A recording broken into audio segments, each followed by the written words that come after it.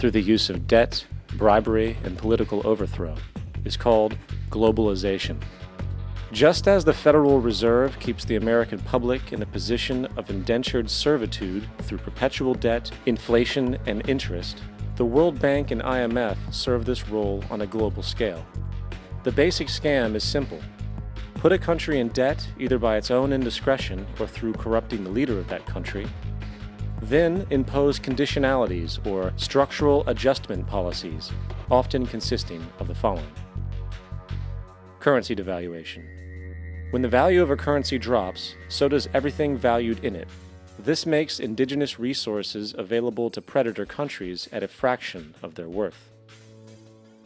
Large funding cuts for social programs. These usually include education and healthcare, compromising the well-being and integrity of the society, leaving the public vulnerable to exploitation. Privatization of state-owned enterprises. This means that socially important systems can be purchased and regulated by foreign corporations for profit. For example, in 1999, the World Bank insisted that the Bolivian government sell the public water system of its third largest city to a subsidy of the U.S. corporation Bechtel. As soon as this occurred, water bills for the already impoverished local residents skyrocketed. It wasn't until after a full-blown revolt by the people that the Bechtel contract was nullified. Then there is trade liberalization, or the opening up of the economy through removing any restrictions on foreign trade. This allows for a number of abusive economic manifestations, such as transnational corporations bringing in their own mass-produced products, undercutting the indigenous production and ruining local economies. An example is Jamaica, which, after accepting loans and conditionalities from the World Bank, lost its largest cash crop markets due to competition with Western imports. Today, countless farmers are out of work, for they are unable to compete with the large corporations. Another variation is the creation of numerous seemingly unnoticed, unregulated, inhumane sweatshop factories, which take advantage of the imposed economic hardship. Additionally, due to production deregulation, environmental destruction is perpetual, as a country's resources are often exploited by the indifferent corporations while outputting large amounts of deliberate pollution. The largest environmental lawsuit in the history of the world today is being brought on behalf of 30,000 Ecuadorian Amazonian people against Texaco, which is now owned by Chevron. So today it's against Chevron, but for activities conducted by Texaco. Estimated to be more than 18 times what the Exxon Valdez dumped into the coast of Alaska. In the case of Ecuador, it wasn't an accident. The oil companies did it intentionally. They knew they were doing it to save money out there rather than arranging for proper disposal.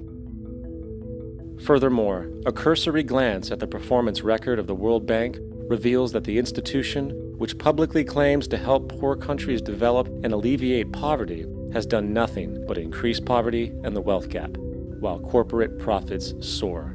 In 1960, the income gap between the fifth of the world's people in the richest countries versus the fifth in the poorest countries was 30 to 1. By 1998, it was 74 to 1. While global GNP rose 40% between 1970 and 1985, those in poverty actually increased by 17%.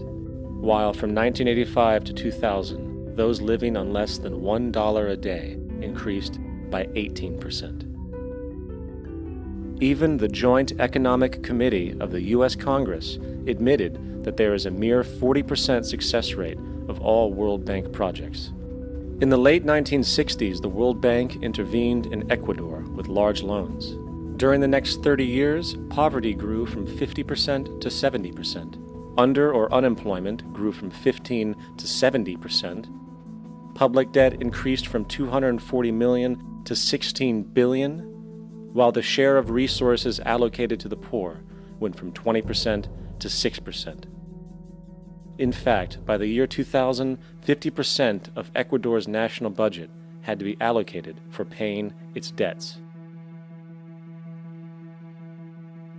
It is important to understand the World Bank is, in fact, a U.S. bank supporting U.S. interests.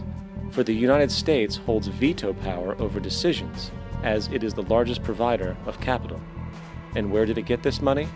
You guessed it, it made it out of thin air through the fractional reserve banking system.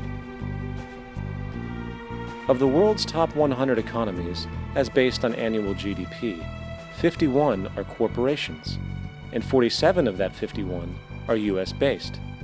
Walmart, General Motors, and Exxon are more economically powerful than Saudi Arabia, Poland, Norway, South Africa, Finland, Indonesia, and many others. And as protective trade barriers are broken down, currencies tossed together and manipulated in floating markets, and state economies overturned in favor of open competition and global capitalism, the empire expands. You get up on your little 21-inch screen and howl about America and democracy. There is no America. There is no democracy. There is only IBM and ITT and AT&T and DuPont, Dow, Union Carbide, and Exxon. Those are the nations of the world today. What do you think the Russians talk about in their councils of state? Karl Marx? They get out their linear programming charts, statistical decision theories, Minimax solutions, and compute the price-cost probabilities of their transactions and investments, just like we do.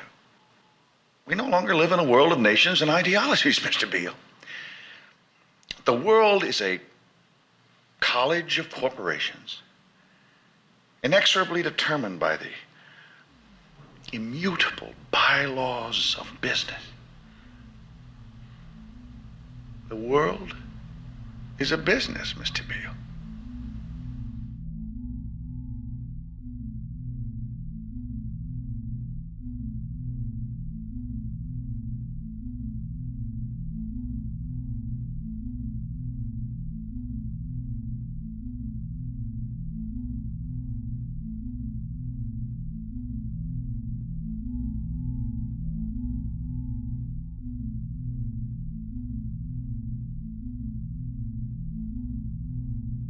The world is being taken over by a handful of business powers who dominate the natural resources we need to live while controlling the money we need to obtain these resources.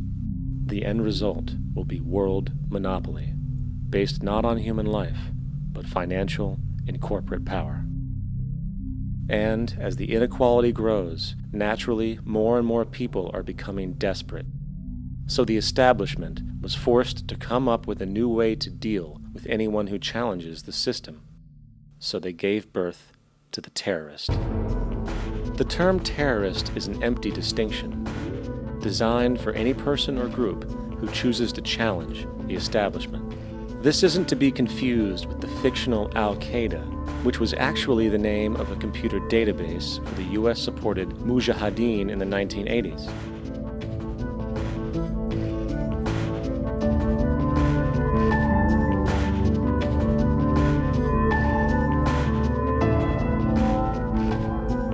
In 2007, the Department of Defense received $161.8 billion for the so-called global war on terrorism. According to the National Counterterrorism Center, in 2004, roughly 2,000 people were killed internationally due to supposed terrorist acts. Of that number, 70 were American. Using this number as a general average, which is extremely generous, it is interesting to note that twice as many people die from peanut allergies a year than from terrorist acts. Concurrently, the leading cause of death in America is coronary heart disease, killing roughly 450,000 each year. And in 2007, the government's allocation of funds for research on this issue was about $3 billion. This means that the US government in 2007 spent 54 times the amount for preventing terrorism than it spent for preventing a disease which kills 6,600 times more people annually than terrorism does. Yet, as the name terrorism and Al-Qaeda are arbitrarily stamped on every news report relating to any action taken against U.S. interests, the myth grows wider. In mid-2008, the U.S. Attorney General actually proposed that the U.S. Congress officially declare war against the fantasy. Not to mention, as of July 2008, there are now over 1 million people currently on the U.S. terrorist watch list. These so-called counterterrorism measures, of course, have nothing to do with social protection, and everything to do with preserving the establishment amongst the growing anti-American sentiment both domestically and internationally, which is legitimately founded on the greed-based corporate empire expansion that is exploiting the world. The true terrorists of our world do not meet at the docks at midnight or scream Allah Akbar before some violent action. The true terrorists of our world wear $5,000 suits and work in the highest positions of finance, government, and business. So, what do? How do we stop a system of greed and corruption that has so much power and momentum? How do we stop this aberrant group behavior which feels no compassion for, say, the millions slaughtered in Iraq and Afghanistan, so the corporatocracy can control energy resources and opium production for Wall Street profit?